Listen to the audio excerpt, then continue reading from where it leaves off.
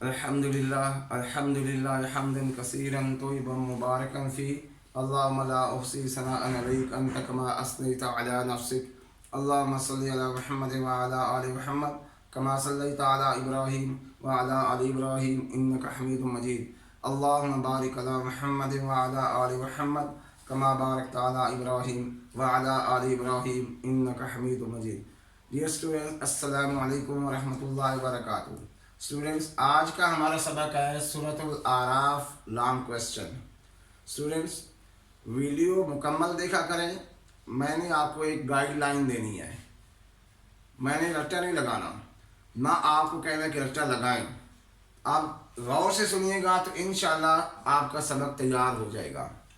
सबसे पहले आपने हेडिंग बनानी है तारुफ की। हाँ, मेन हेडिंग सूरतुल आराफ आप सेंटर में लिखेंगे। फिर तारुफ में 5-6 बातें आप लिखेंगे कि सबसे पहले कि इसका सिपारा कौन है, ये 8वें सिपारे में है और ये तवील तरीन मक्की सूरत है और नंबर शुमार इसका 7 है, यानी तरतीब के लिहाज से ये 7वीं सूरत है। इसमें 24 रुकू हैं और टोटल आयात इसकी हैं 206 और आयत नंबर 46 में लफ्ज़ अल आराफ आया है। इसी मुनासबत से इस सूरत का नाम सूरतुल आराफ है। लफ्ज़ कैसे आया है अल आराफ, ये देखें, वबैनहुमा हिजाब, और उन दोनों के दरमियान एक पर्दा है। किन में? जन्नतियों में और जहन्नमियों में एक पर्दा है बीच में। व अदल आराफ, और जो लोग होंगे आराफ पर, आराफ एक ऊंची जगह है, कुछ लोग वहाँ होंगे। जो आराफ पर लोग होंगे, ये रिजाल यारिफून कुल्ला बिसीमाहुम, उनको उनके चेहरों से पहचानते हैं कि ये जन्नती हैं, ये जहन्नमी हैं। यूँ समझिए ये एक ऊंची जगह है जन्नत और जहन्नम के दरमियान। इस पर कौन लोग होंगे, इस पर मुख्तलिफ रवायात हैं। जिनकी नेकियां और बुराइयां बराबर होंगी वो मुसलमान होंगे कुछ अरसे के लिए, फिर अल्लाह उनको अपनी रहमत से जन्नत में दाखिल फरमाएंगे।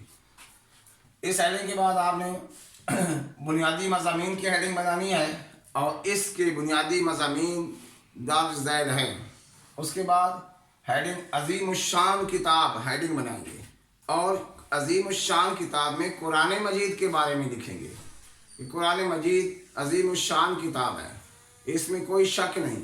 कुछ बातें जो आपके ज़हन में आपने खुद से यहाँ लिखनी है, ज़रूरी नहीं कि किताब वाली अल्फाज हो। फिर आप किस्सा आदम और इब्लीस आपने बार बार पढ़ा है, आदम अलैहिस्सलाम का किस्सा और शैतान का। थोड़ा सा वो डिस्कस करने के बाद आपने लिखना है कि जैसे इब्लीस ने तकब्बुर किया, फस्तकबरा, बस उसने तकब्बुर किया और उसने कहा अना खैरुम मिन्हु, मैं तो आदम अलैहिस्सलाम से बेहतर हूँ, मैं क्यों सजदा करूँ। तो यहाँ मुशरिकीन मक्का ने भी यही किया। अल्लाह के नबी सल्लल्लाहु अलैहि वसल्लम की दावत को कबूल नहीं किया तकब्बुर की वजह से, तो उनको तकब्बुर से दूर रहने की तलकीन की जा रही है कि तकब्बुर न करें और अल्लाह के नबी सल्लल्लाहु अलैहि वसल्लम की दावत पर ईमान ले आएं। अच्छा, आगे हैं जी इखलाकी खूबियाँ। अल्लाह ताला नबी सल्लल्लाहु अलैहि वसल्लम को इखलाकी खूबियाँ बता रहे हैं। क्या करना है कि आप अफ़्व दरगुज़र से काम लें, इनको माफ़ फरमाएं। उसके बाद जाहिलों की बातों से इराद करें कि जाहिलियत पे जो लोग उतर आते हैं उनकी बातों पर तवज्जो ना दें और गुस्से पर काबू करें, और जब गुस्सा आए तो आऊज़ु बिल्लाहि मिनश्शैतानिर रजीम पढ़ लिया करें।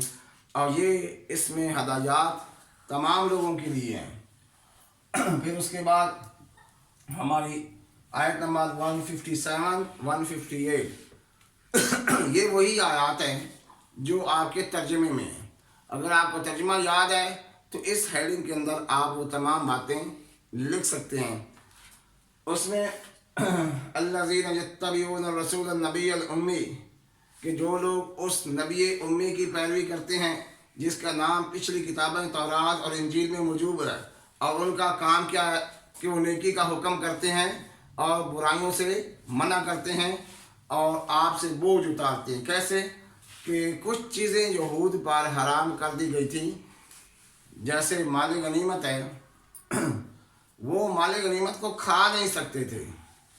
दीन इस्लाम ने, शरीयत मोहम्मदी ने, अल्लाह के नबी सल्लल्लाहु अलैहि वसल्लम ने उनको हलाल करा। जैसे कुरान में आता है फ़कुलू मिम्मा गनिमतुम हलालन तय्यबा, बस जो माल गनीमत तुम्हें मिला है उसे खाओ, ये तुम्हारे लिए हलाल तय्यब है। पिछली उम्मतों में ये नहीं था। तो फरमाया उनके बोझ उतारते हैं और नेकी का हुक्म करते हैं। बस ईमान वालों को चाहिए कि वो इस नबी उम्मी पर, बस लोगों को चाहिए कि वो इस नबी उम्मी पर ईमान लाएं और इनकी मदद करें, नुसरत करें। ये बातें सारी आयत नंबर 157 और 58 में बताई गई हैं। फिर उसके बाद हेडिंग आप देंगे शैतान के बहकावे से बचने की दुआ। आपकी किताब में अरबी में दुआ लिखी हुई है, आपने उस दुआ का तर्जुमा लिखना है। अब ये जो अरबी में आयात हैं या अहादीस हैं, उनका तर्जुमा आपने हू बहू लिखना है। बाकी ज़रूरत नहीं है कि आप वर्ड टू वर्ड लिखेंगे। वो दुआ यहाँ से शुरू होती है, अल्लाहुम्मा जअल फ़ी क़ल्बी नूरन व फ़ी समी नूरन। ये सारी दुआ आपकी किताब में लिखी हुई है, आप इसका तर्जुमा लिखेंगे। और आखिरी बात, कुरान मजीद की तिलावत के आदाब, ये हेडिंग बनाएंगे। और इसमें आपने दो बातें, वइज़ा कुरिअल कुरान फस्तमिऊ लहू व अंसितू लअल्लकुम तुरहमून, दो ही बातें, गौर से सुनना और खामोश रहना। आपने ये दो बातें डिस्कस करनी है कुरान मजीद के सुनने के आदाब, गौर से सुनना, खामोशी से सुनना और उस पर अमल करना। अल्लाह ताला मुझे और आपको इन तमाम बातों पर अमल की तौफीक अता फरमाए। जज़ाकल्लाह।